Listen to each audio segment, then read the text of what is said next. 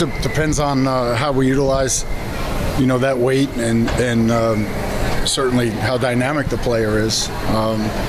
Some players are better on the move, and if we evaluate and think someone that can impact the game at that weight, then there's different ways to manipulate the front so that we're accentuating what they do best. When you went through and did your film study, where did you land on the safety position?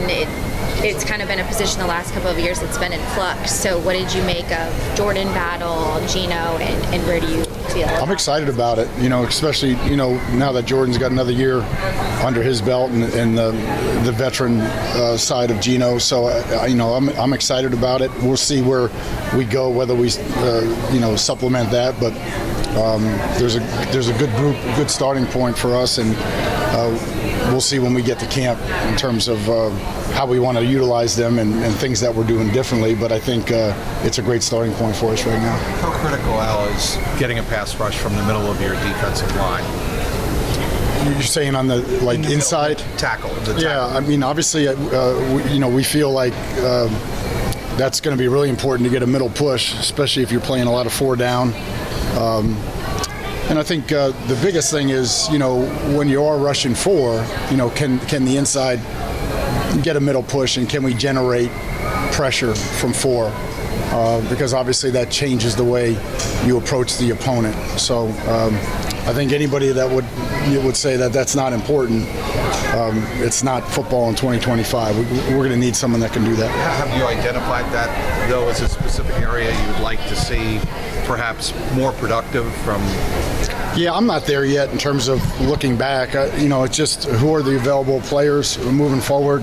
How can we best utilize them?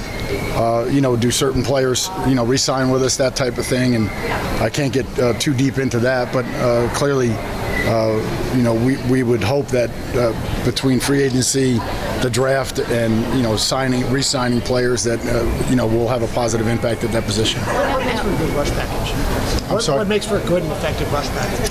Something that's multiple, obviously multiple fronts. So 4 down, 6 up, 5 down look, and then if you needed to mix some odd in there, you can mix some odd in there. So, but to make it simple enough that you can get in and out of it, and then utilizing the strengths of each component, and not being so stratified that it's just this is the only way we do it. I think it's really important that we're malleable, that we can fit, whether it's Lamar Jackson, where we may need to spy him a little bit more. We have to have all those pieces in the offseason and work accordingly. One of the main things that people say about you is your ability to develop players. And even yesterday, Zach and Duke talked about the alignment with you. What do you feel like is the key to being able to get the best out of someone in your times of being able to really help someone get from B to A? Continuous improvement, having an action plan, not just say we have to improve at a certain thing, and then the game plans change from week to week, but the core fundamentals shouldn't. And I think if we can, if there's core fundamentals that bind us all on defense, whether it's the secondary, the D-line, or the linebackers, and if we're all, have bought in, if we all had an opportunity to develop that culture and identify those core values that we think are really important, then I think it can manifest in the players. I think it can come out on game day, and whether that's how you tackle or how you disrupt the ball or how you defeat blocks, I think those are things that if the player is hearing it in every room, including special teams, then it allows for continuous improvement, allows for development, and really to get to the point where it's second nature for them. So I don't think there's any secret sauce to that. It requires a lot of hard work, but it requires a lot of sacrifice and commitment from the coaching staff as well. I'm looking at the tape. For the last 5 weeks, what do you think of the strengths of the current guys you've got? Well, I'm excited about the group. There's certain areas that I have to kind of steer away from just because of contracts or free agency or that type of thing. But I'm excited about the group and looking to supplement it, whether that's free agency or through the draft. that's for the management to decide and Zach to decide. But whatever course of action that they want to take, we're ready for it. So, but I'm excited about the group, and certainly, really fired up to get the guys back in the building and get reunited with some of the guys, and then meet some of the players that I have not met yet. You've got some young corners. You've got some young corners that play pretty well down the stretch. I'm excited about them. I'm looking forward to meeting them, and obviously I have a lot of confidence in Chuck too, working with them. So I'm excited about that. Al, do you anticipate Dak staying outside, or could he move inside and play the slot? Well, it's a possibility, but again, we'll see how, at the end of the day, after we accumulated all the talent via the draft or free agency, what were the best pieces. But he's certainly a candidate to do that, and I think he knows he can do that too. Things of the season last year was what happened to Cam Taylor-Britt, because the year before, there's talk about, could this be a Pro Bowl season for him? When you've evaluated him specifically, what do you guys need to do to get him back to being top of his game? Yeah, I think some of those things are better in-house in terms of what we decided, for his action plan coming back in April. I know he's working hard right now. I think the most important thing is that there's a concrete plan moving forward. There's clarity in terms of what we're asking him to do. There's consistency. So it's really hard for me to go back and judge, any time or place last year. It's more forward thinking and what's our plan moving forward, and how do we want to use him. But I'm really excited about him as a player and what he brings. And there's a physicality there. There's a competitiveness, there's a toughness there that I know we can utilize, and I'm really looking forward to that opportunity. What are you looking for in general? What do you look for at safety? At safety, again, be able to command your team. I think that's really important. You got to be audible and demonstrative. You got to defend the deep ball really well, whether that's third, half, quarter, whatever that case may be, and you got to be a great tackler, especially in the alley. So there's more than that, but that's a good start. If you could start there with those three. But anytime you want to have a great defense, you have to be great up the middle from a communication standpoint. There's so much that makes up today's offenses. The pre-snap motions, the empty quads, the jet motions, all of those things. And if you're not demonstrative, if you're not confident, and it's our job to get that from our guys. I know you said you're looking forward, but just to look back, how important was Xavier Watts to your defense? Very, very important. He was an integral part of it, and obviously there's a comfort level when you're a play caller and you know that someone has the same heartbeat, someone understands exactly what you're looking for. So I'm excited for him and the opportunity that he has, here moving forward. But it's really important that we develop that alignment here in Cincinnati. I think that's going to be critical for us is, when we're talking to all the safety group, that we're on the same page and we can communicate and we can solve problems. And more importantly, empowerment, be empowered to solve the problem. We can fix decisions, we can't fix indecision, and we got to make sure that we have decisive guys back there. When you were coaching linebackers, did you just prepare scouting linebackers pre-draft, or did you look at other positions? That's a great question. So there was a lot of crossover with the outside backers, and even in this draft, right, you have big safeties that are projected to be linebackers. You have smaller defensive ends that are projected to maybe go on or off the ball in that capacity. So we did kind of cross over in some areas, if we thought they can impact our team. And there's a lot of jobs for those guys to do. That's why, you just have to be really, really meticulous in terms of your evaluation, because it's not about getting the most notable player. It's about getting guys in the bandwidth that you're looking for that can help your team, that can make your team, and the jobs that they can do. Are they 4-down players? Okay, if they're 4-down players, they have a job on third down. Well, that could be as a linebacker, or that could be as a pass rusher. Can they do special teams? And are they, where are they on early downs? Are they just a nickel player? Can they play in the base?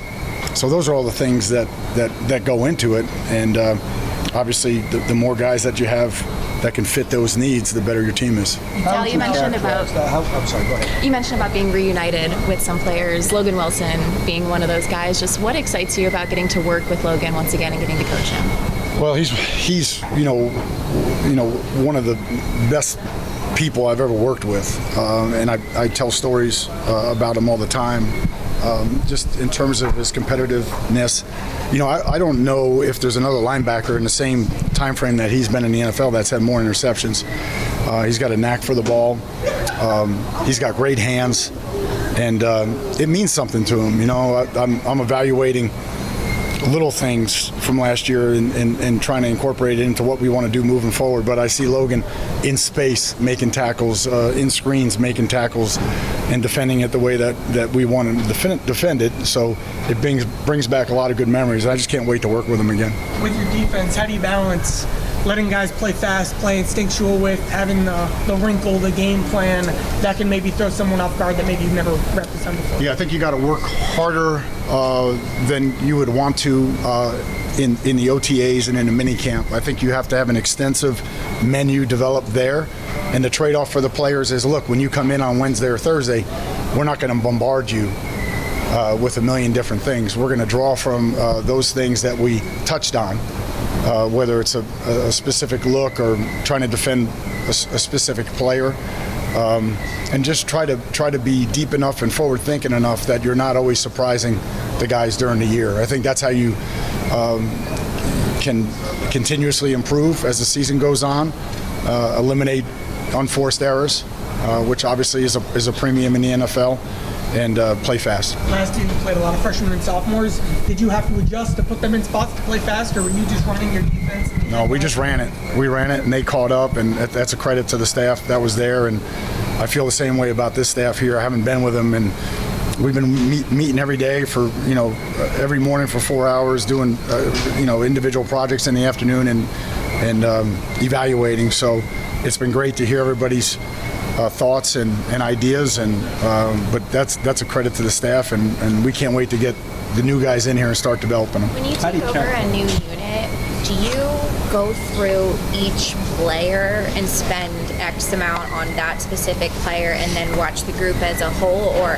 how do you familiarize yourself with every aspect of the defense?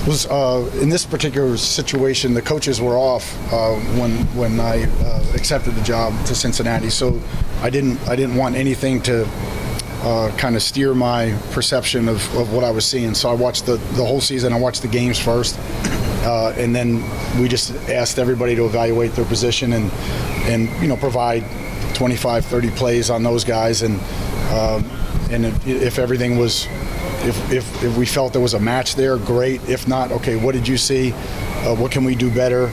How can this player improve? So I think it's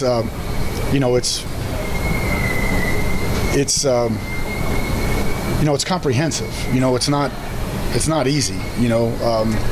Everybody's on a different level, but everybody is equally important because, again, if you go back to 21, I always remember Joe Bocci starting against Denver, and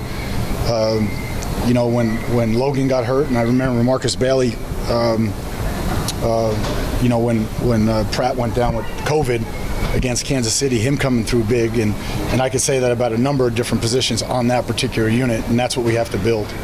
Were those 25 or 30 plays good plays, bad plays? Or any plays, any play that can help us define what the strengths and weaknesses are, and obviously our job is to nullify the weaknesses and exploit our strengths and get those guys to do what they do best. And it's already been said a couple of times, play fast, enjoy the competition, and just really relish the opportunity that we have every week to go out and change the game, whether that's our tackling, disrupting the ball, getting key stops, winning on third down, all the situations that we talk about. How do you keep an edge rusher like Trey? What's the most important thing for the guy who's going to be opposite him? Like what traits, what do they need to do well in terms of how you all rush together as a line? Yeah. What is that weak side or strong side got to do? It's not just what you're saying is accurate. They have to be complementary. I think that's important. But I think what's equally important is how do we get him the one-on-ones? How do we eliminate some of the double teams? How do we eliminate some of the chips? Those types of things. So that's a variety of fronts, a bunch of different looks, and sometimes it's a pressure where we can get, we can demand a one-on-one block over there. So obviously Trey's had incredible success in his career, and we want to magnify that. And that doesn't always mean he's going to finish with a sack, but if he can be disruptive and get the same amount of sacks and maybe increase quarterback hurries or batted balls on his way to the quarterback, any way that he could be disruptive, that's one of our obvious goals this year. How do you characterize the Viper position, and is it translatable to the North?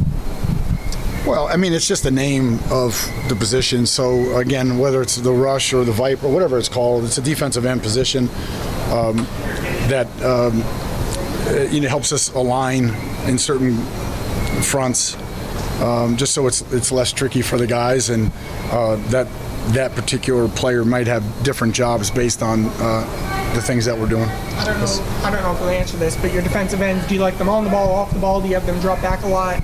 I guess we'll see. Well, I like them on the ball. Is that when you say on the line of scrimmage, off the line of scrimmage? I'm sorry. Yeah. Well, again, sometimes that's a preference. Sometimes it's based on the look of the offense that the offense has given us. So there's a number of ways, and we just have to make sure that they can do whatever jobs that we need them to do from a comfortable stance for them. But there will be occasions where they drop. I think that's important. They've obviously, all of them had done that last year, because you can't just identify, this guy's coming all the time or that guy's coming, because it's easier to draw the protection the way they want it, and we got to try to prevent that. And as you mentioned with Dax, you'll see how it plays out, see how he feels at various positions in the secondary. Have you taken a look at other players in the on the defense, projected starters, perhaps reserves, who could move around and play multiple positions? Oh yeah, no. I mean, again, I don't want to get into too much detail this time of year, but no, we have, because it's important for us to go into the OTAs, the mini camps with 3 or 4 deep. So we've identified guys that we think can be nickels and play in the slot. But Dax is definitely one of them, and we're excited to see how that plays out this spring. It's your first opportunity to be an NFL defensive coordinator. Do you relish this part of it, the chance to build the unit? Well, it's exciting, obviously, to be with this group and this organization, and be with Coach Taylor and Mr. Brown, and obviously to be in a situation where we can impact the team, and right now we're trying to plot a course and find the best pieces for our puzzle moving forward, and it's challenging. It's continually in flux, and I think that part of it you have to be really good. You got to be sharp, and we have to be have a collective mentality on defense in terms of what we need and what we got to get done here in the next 3 months.